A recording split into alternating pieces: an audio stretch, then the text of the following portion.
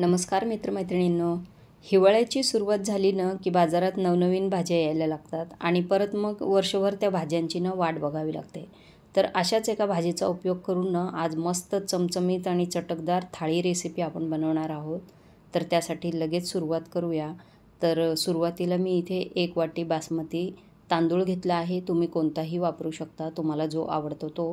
तर तो आपण व्यवस्थित आधी धुवून घ्यायचा आहे आणि त्यानंतर त्यातलं पाणी निथळून घ्यायचं. आणि 1 वाटी तांदळासाठी मी इथे 1.5 वाटी पाणी घातलं आहे. तर तुम्ही 2 वाट्या पाणीसुद्धा घालू शकता, म्हणजे ते तांदळावर डिपेंड आहे. तांदूळ जुना असेल तर पाणी थोडंसं जास्त लागू शकतं. तर आता त्यानंतर त्याच्यामध्ये चवीपुरतं मीठ घालायचं, 1 चमचाभर तेल घालायचं आणि व्यवस्थित हे मिक्स करून घ्यायचं. आणि दुसरं जे भांडं आहे तर त्याच्यामध्ये आपण आता हिवाळ्याच्या सुरुवातीला बघा तुरीच्या शेंगा बाजारात आलेल्या आहे. मस्त कोवळ्या आहेत आणि अगदी चवदार लागतात. तर तुरीच्या शेंगा मी पावशेर आणल्या होत्या आणि त्या सोलून घेतल्यानंतर त्याचे दाणे जेव्हा मोजले तर ते 125 ते 150 ग्रॅम भरले आहेत. तर तेवढे दाणे मी घेतले. आता ते व्यवस्थित आपण धुवून घेऊया आधी. तर त्याच्यात कोवळे दाणेसुद्धा आहे आणि मोठे दाणेसुद्धा आहेत. तर धुवून पाणी निथळून घेतलं आहे. त्याच्यानंतर चवीपुरतं मीठ घालूया, म्हणजे चवीपुरतं म्हणजे थोडंसं कमीच घालायचं आहे. त्यानंतर 1 बटाटा सोलून घेतला आहे, कच्चा बटाटाच, आणि तो व्यवस्थित आपण सोलून मोठे मोठे तुकडे करून घेतला आहे आणि तो त्याच्यामध्ये घालायचा. आता कुकरमध्ये आपण धुवून घेतलेला तांदूळ आणि पाणी न घालता आपण हे जे तुरीचे दाणे आहे ते वाफवून घेणार आहोत. तर इथे आपल्याला 3 शिट्ट्या कुकरच्या करायच्या आहे आणि गॅस बंद करून तसाच तो थंड होऊ द्यायचा आहे.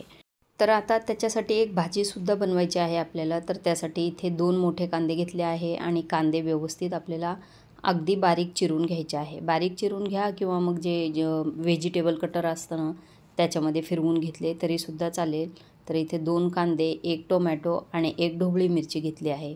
तर तुम्ही तुमच्या आवडीनुसार याच्यामध्ये भाजी घालू शकता, म्हणजे मी इथं ढोबळी मिरची घातली तर ती तुम्ही स्किपसुद्धा करू शकता आवडत नसेल तर. जेव्हा बाजारात ताज्या तुरीच्या शेंगा यायला लागतात ना तेव्हा प्रत्येक वेळेस माझ्या घरी ही भाजी म्हणजे हा पदार्थ बनवला जातो. तर तोच मी आज तुम्हाला दाखवणार आहे आणि माझ्या घरातल्यांना खूप आवडतो आणि तुम्हालाही आवडेल ही 100% गॅरंटी आहे. तर आपण नाही का काय करायचं, या ढोबळी मिरचीच्या आतले जे बी आहे आणि पांढरा भाग आहे ना तो काढून घ्यायचा आहे. बी झटकून टाकायचे आणि ही सुद्धा अगदी बारीक चॉप करायची आहे. बारीक कट करून घ्यायची, मोठी मोठी ठेवायची नाही आपल्याला. थोडासा त्याचा क्रंच दाताखाली आला पाहिजे म्हणून त्याचे छोटे छोटे तुकडे करून घ्यायचे आहे. त्याच्यानंतर मी इथे 3 हिरव्या मिरच्या घेतल्या आहे. तर ही तिखट हिरवी मिरची आहे, तुम्ही थोडी कमी तिखट हिरवी मिरचीसुद्धा वापरू शकता.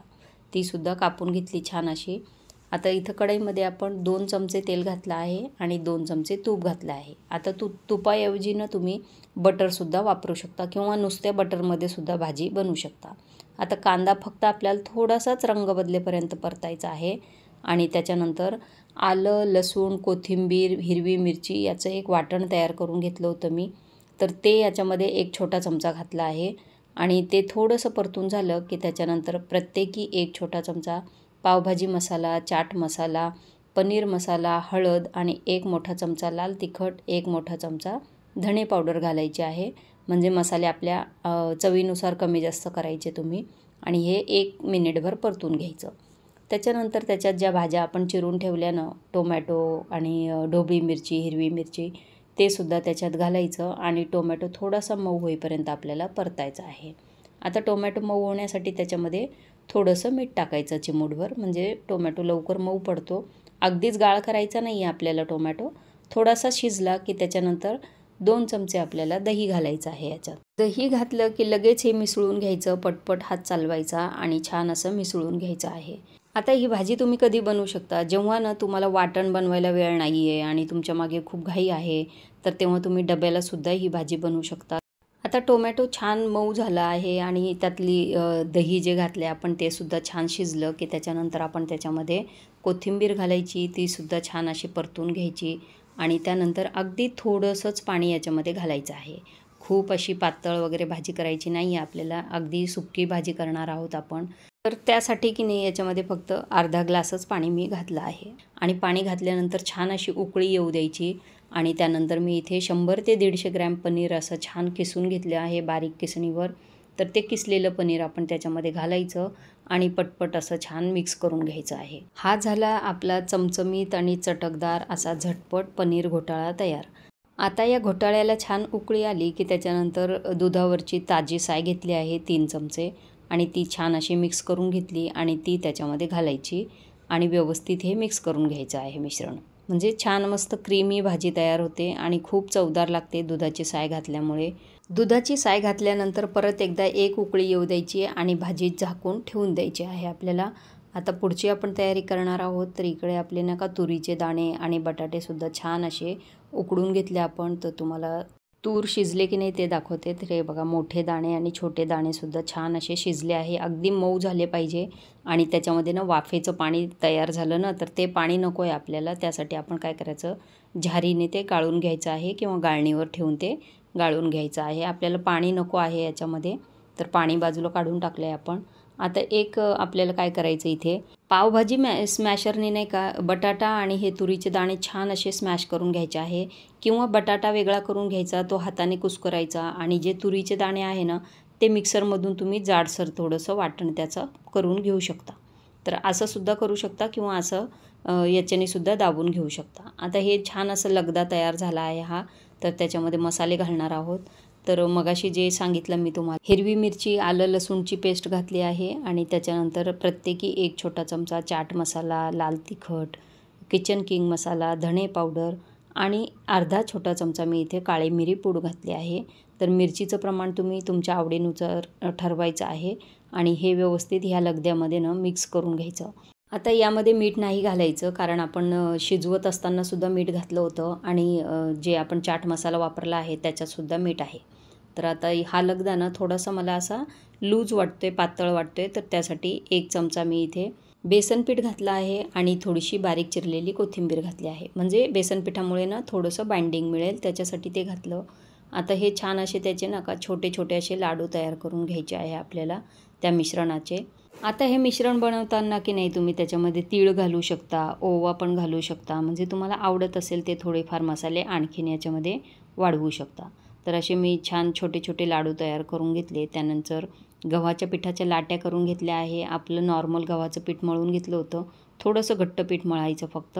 आता त्याच्या लाट्या करून घेतल्या, त्याची छोटीशी पातळ पुरी लाटून घ्यायची आहे आणि त्या पुरीमध्ये आपल्याला तो लाडू ठेवून जसं आपण मोदक बंद करतो ना तसं त्याचं तोंड व्यवस्थित बंद करून घ्यायचं आहे. तर असं सर्व आपण नाही का एकत्र असे तयार करून सुद्धा ठेवू शकतो किंवा जसं लागेल तसं तयार करून सुद्धा बनवू शकतो. आणि वरचं एक्स्ट्राचं पीठ आहे ना ते काढून घ्यायचं. फक्त जी पुरी लाटणार आहोत ना आपण हे भरण्यासाठी आधी जी पारी लाटणार आहोत तर ती पारी न खूप जास्त जाड ठेवायची नाही, मीडियम लाटायची आहे. खूप जास्त पातळ पण नाही आणि खूप जास्त जाडसुद्धा नाही. आता कोरडं पीठ लावून की नाही अगदी हलक्या हाताने ही पुरी आपल्याला लाटायची आहे. म्हणजे फुटली नाही पाहिजे एवढी काळजी आपल्याला घ्यायची आहे. तर लाटताना खूप जास्त पातळ लाटायची नाही कारण याच्यामध्ये आपण सारण भरलेलं आहे ना तर थोडीशी ती जाडच राहणार आहे. हे बघा फुटली नाही आहे अशी आपल्याला ती लाटायची आहे. तर दुसरीसुद्धा तुम्हाला करून दाखवते. हे बघा अशी पातळ पुरी लाटून घेतली आणि परत आपण तसंच त्याचं तोंड व्यवस्थित असं बंद करून घ्यायचं आणि परत ती पुरी आपण कोरड्या पिठात घोळवून नाही का असं छान लाटून घ्यायचं आहे. तर अशा मी 5-6 पुऱ्या लाटून घेतल्या आणि त्याच्यानंतर आता तळतानासुद्धा तुम्हाला एक काळजी घ्यायची आहे.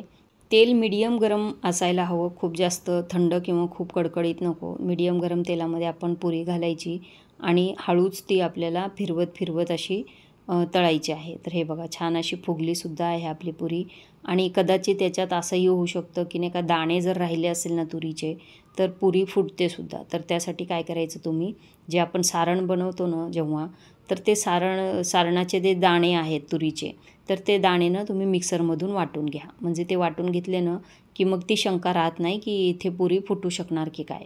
आणि जर पुरी फुटण्याचेच तुम्हाला चान्सेस वाटत असतील तर काय करायचं, मग गव्हाच्या पिठाऐवजी ना तुम्ही मैद्याच्या पिठाचा वापर करा. मग त्याच्यामुळे सुद्धा पुरी फुटत नाही. हे बघा आपली पुरी मस्त अशी टम्म फुगली आहे आणि छान अशी कुरकुरीत होईपर्यंत ती तळून घ्यायची. म्हणजे आतलं सारणसुद्धा छान शिजतंसुद्धा आणि मस्त अशी पुरी तयार झाली आहे. आता तुम्हाला तळलेलं खायचं नसेल तर काय करायचं, मग अशा छोट्या छोट्या पुऱ्या लाटलेल्या आपण मस्त तव्यावर ठेवून त्या भाजून घ्यायच्या आहे. फक्त मी इथे काय केलं ना तूप लावून भाजल्या. म्हणजे काय होतं वरचं जे आवरण आहे ना त्याचं मस्त असं क्रिस्पी होतं आणि मस्त लागतं ते खाताना. आणि गरमागरम पुरी ना याला भाजी नसली तरी चालते की तसंच ही खूप भारी लागते. हे बघा कशी टम्म फुगली की नाही. तव्यावर पण फुगली, तेलावर पण फुगली आहे आणि मस्त झाली आहे पुरी. एवढी खमंग लागते ना खायला.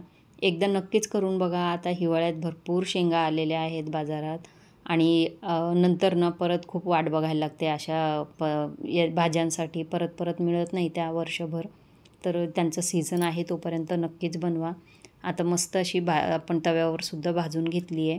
तर बघा छान अशी थाळी तयार आहे आपली. तुरीच्या शेंगाचे आपण मस्तपैकी पुऱ्या करून घेतल्या आहे आणि पनीर घोटाळा त्याच्याबरोबर. तुम्ही बटाट्याची भाजीसुद्धा करू शकता. त्याच्याबरोबर पण ह्या पुऱ्या खूप छान लागतात किंवा नुसत्या लोणच्याबरोबरसुद्धा खूप छान लागतात. अतिशय उत्तम लागतात. आता तुम्हाला तोडून दाखवते पुरी. हे बघा आतमध्ये त्याचा मसाला बघा तुम्ही. हे बघा किती मस्त. म्हणजे प्रवासात पण घेऊन जाऊ शकता बरं का तुम्ही. फक्त टिकाऊ नाही आहे हा.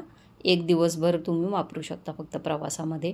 कारण हे ओलं आहे की नाही त्याच्यातलं सारण, त्यामुळे ते टिकणार नाही. तर मस्त गरमागरम पुरी गरमागरम पनीर घोटाळ्यासोबत सर्व केली आहे. भात पण घेतला आहे त्याच्याबरोबर खायला आणि मस्त असं सारण आतपर्यंत दिसतंय बघा किती छान झाली आहे. आणि आजची रेसिपी आवडली असेल तर मालाच किचनला लाईक, शेअर, सबस्क्राईब करायला विसरू नका. आणि रेसिपी मित्रमैत्रिणींना, नातेवाईकांना नक्कीच शेअर करा. त्यांनाही नवीन खायला आवडेल. धन्यवाद.